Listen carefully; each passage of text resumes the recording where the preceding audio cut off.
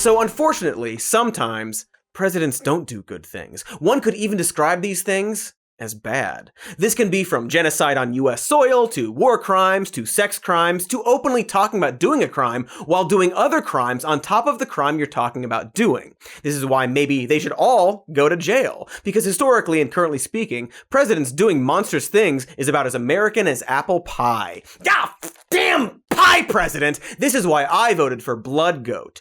You see, this gag headline is funny because Biden ordered a pointless drone strike while we withdrew from Afghanistan and killed 10 civilians, including an aid worker, his family, and 7 children. Ha ha! Remember that? And how they lied about it and then got caught in the lie and had to admit they killed those children? And now the New York Times even has footage of the drone strike that shows it seemingly happening in a densely populated neighborhood that killed children and civilians that no one got in trouble for doing? Remember all that? War crimes and child murder and jokes.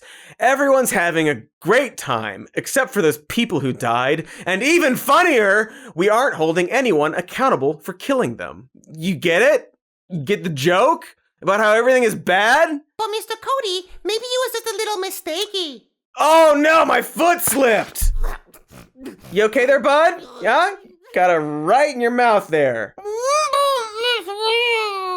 So as I was saying, it turns out that there are other bad things that have come out of the Biden administration besides murdering a whole family in cold blood.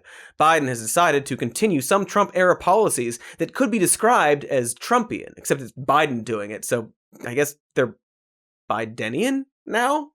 Take our immigration policy. Please! No, really, please, someone take away our terrible immigration policy. Because Biden's not gonna do it, see. Title 42 was a policy enacted by the Trump administration, which uses public health as an excuse to summarily expel asylum seekers in violation of US refugee law, without any due process. It's really interesting that we have specifically deemed asylum seekers as too risky in terms of COVID, but still allow travel from basically all other countries, and there are no vaccine or COVID test requirements for domestic travel in the US, even though we have the most recorded COVID cases in the world. It's like we're hypocrites or something. Also, even the CDC themselves could find no reason to have Title 42 in effect. So hey, maybe it's just a shallow excuse to kick out refugees trying to avoid being killed in their home countries, maybe? While perpetuating a narrative that immigrants are dirty, unclean, seems fucked up, like the kind of thing we'd want to change. And yet, Biden's administration has continued this policy, with over 1 million deportations using Title 42 in the past year. What this means is that if a refugee is fleeing almost certain death by murder in their home country, if they try to seek safety in the US, they risk being summarily returned home to probably be murdered.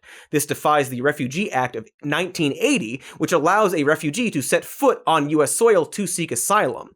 And there's no other way to do it. No way for a refugee to apply online for asylum or while not on US soil. So if they're immediately turned away or expelled, that means they're not being given their right to seek asylum. So, criminal, it seems, both morally and legally. But Mr. Cody friend, Mr. President Biden friend said on his internet website, joebiden.com/immigration/ that he will welcome immigrants in our communities and reassert America's commitment to asylum seekers and refugees and take urgent action to undo Trump's damage and reclaim America's values. Sure, man. But he's kept Title 42, which expels refugees before they can exercise their legal right to seek refugee status, so maybe he just forgot it to get rid of it? Actually, the Biden administration has defended using Title 42. Biden's Department of Homeland Security Secretary Alejandro Mayorkas said, "We have the authority to expel individuals under the laws that Centers for Disease Control have. It is their public health authority under Title 42, and that is what we will bring to bear to address the situation in Del Rio, Texas." Well, maybe it's just hard to get rid of because of laws. Yeah, except the ACLU filed an injunction to challenge the expulsion of asylum seekers under Title 42, and in September, a federal judge granted them the injunction, and the Biden administration is appealing the federal injunction that would have blocked Title 42, so, But Wumbo, no, understand, Wumbo feel funny. Well, maybe just close your eyes for a bit and stop talking and moving and breathing, and then you'll feel better. Hey, thanks for watching that clip. Here's the evergreen end plate to ask you to like and subscribe. It's any day of the year where you are.